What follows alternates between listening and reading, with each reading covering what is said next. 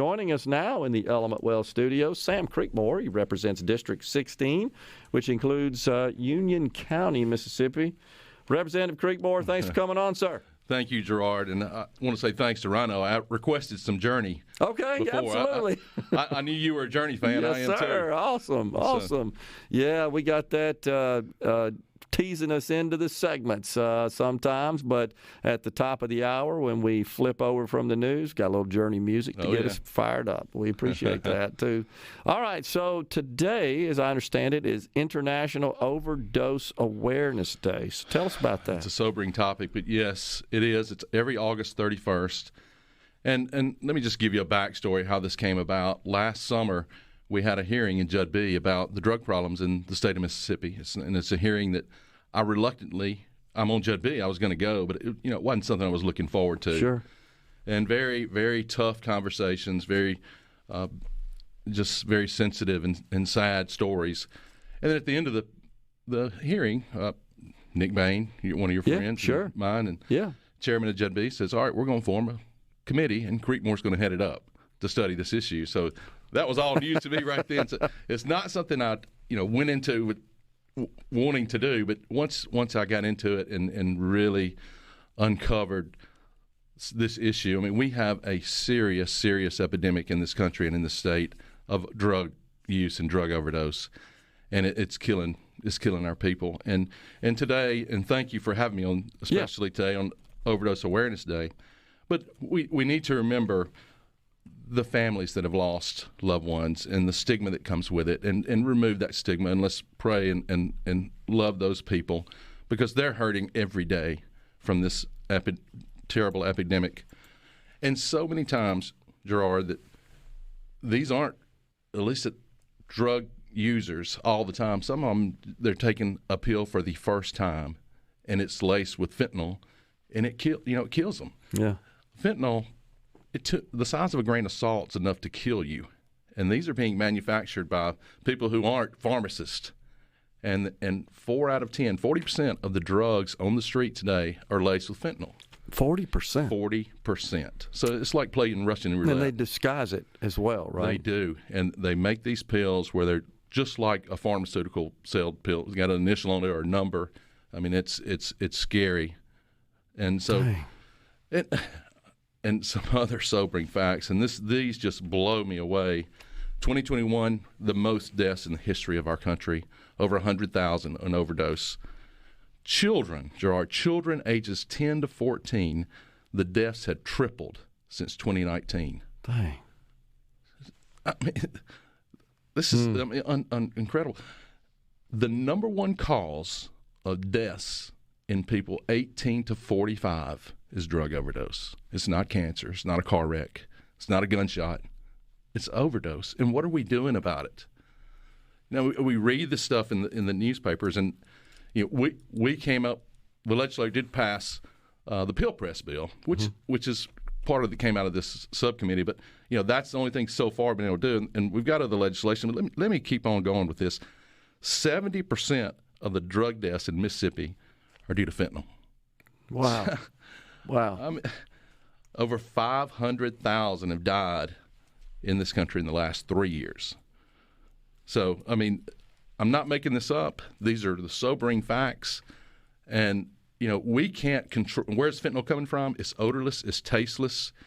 It's coming across the border. And that's a disaster, and that's a whole other subject.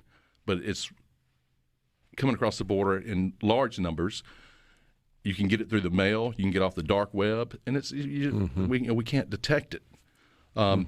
So it's so easy to get. So how do we combat this? And part of what we came up with out of this committee is education. We've got to educate our people. I've learned so much just being through the committee and then studying. And then I do want to say there are some superstars and advocates for drug education in our state. Dr. Catherine Pannell, huge, and she's been on this show as a friend of SuperTalk. She's helped me tremendously.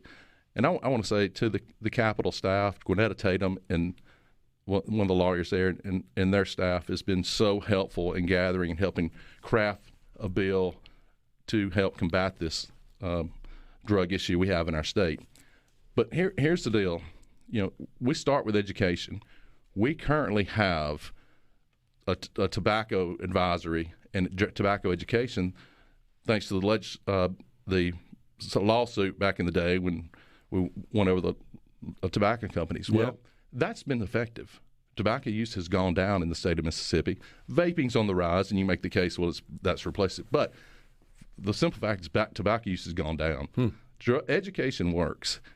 Every child, every person, even you, at some point in your life, have to make a decision when you're faced with the choice of taking an illegal drug or not. Where does this drug come from? And the more educated you are, the better chance you're going to make the right decision. And currently we have we're relying on parents and relying on hopefully the teachers in the schools, but there is no program to educate people, even parents, on drug education and the seriousness of how just one pill can kill you and how potent it is. So we've got a bill, and it's parlaying with the tobacco bill or the education that we have already. Okay. And so the money's there. It's parlaying with that, and it's going to teach the children the seriousness of illegal drugs, where it comes from, the seriousness of fentanyl. And so it's not a simple fix, but that's our first step. We had the bill last year. It passed the House overwhelmingly. The education part was tabled in with the drug court bill too, and the drug court's another subject which we can get into. But this year, it didn't make it out of committee in the Senate. I don't know why, but this year we're doing the bill separate. We're going to have drug court as a separate bill, and the drug education as its own standalone. And I believe it'll pass the House. I talked to the Speaker yesterday. There'll be a lot. It was overwhelming in the House last year, and my friends in the Senate, I hope, and I think they'll take it up. And I think because not doing anything is killing people. So it's urgent. It's something we got to do. So, Sam, would this bill, this drug education bill, this would require schools in the state? It would. Require them to teach it, right? And would they receive some funding for that? The funding's there. We're going to use part of that tobacco money. Okay, right. That's the point you're making. We're just adding. And the Tobacco Council, which I'm on, after being on this subcommittee, I asked the Speaker can nominate somebody. I said, put me on this committee, please. Okay. He said, go ahead. And so in that, and the Department of Health would oversee, which they do now, the tobacco program, but they would oversee the curriculum for the drug education. Okay. But it's a no-brainer. Thank you. I feel like I'm speaking Chinese sometimes to people. No, it's a no-brainer. It's a no-brainer, and we've got to educate. And it's not just school. In the bill is also for media because parents need to know. I mean, I've learned so much. Sure. And Gerard, I've got a sophomore in college, and before last summer he was going into his freshman year. And after that hearing, we had a long sit-down talk. Please, son, just be very, very careful what you do and who you hang with. And so, and I still have to remind him, and good boy, sweet Lou. I'm not talking bad about you, but it's just one time. Sure. Can be too many. Sure. And so that's man. We got to educate, and that's what this day is for too, to bring awareness to this issue. But we can't pass this bill fast enough. I mean, if we had a special session, I'd ask the Speaker to take it up, and if we're addressing the water issues in Jackson, add this to it, Mr. Speaker, and let's get this done, because every day we're losing people. Yeah, it's a good point. So I wonder, Sam, is some of this fentanyl being produced in the state of Mississippi, or is it coming into the state from elsewhere? That's a good question, and I don't know. From what I understand, and we had several law enforcement that we talked to, that most of it's coming from overseas. Sure. And China, and I can't verify this, but I hear most of it's produced and coming from China. And I'll put any perspective on it for you. To me, if it is the Chinese, or they're using it as a weapon of mass destruction. Oh man! Because it's I don't care if they kill us. No, it's as lethal as ricin or nerve gas. That's how potent this stuff is. Well, Sam, appreciate you coming on, man. Appreciate your passion as well. And I'm with you. Let's get this done. Let's do it. Representative Sam Creekmore represents Union County, District 14 in the House of Representatives. Has been our guest talking about International Overdose Awareness Day and something we got to do about this fentanyl crisis. Appreciate it. Thank you, sir. Yes, sir.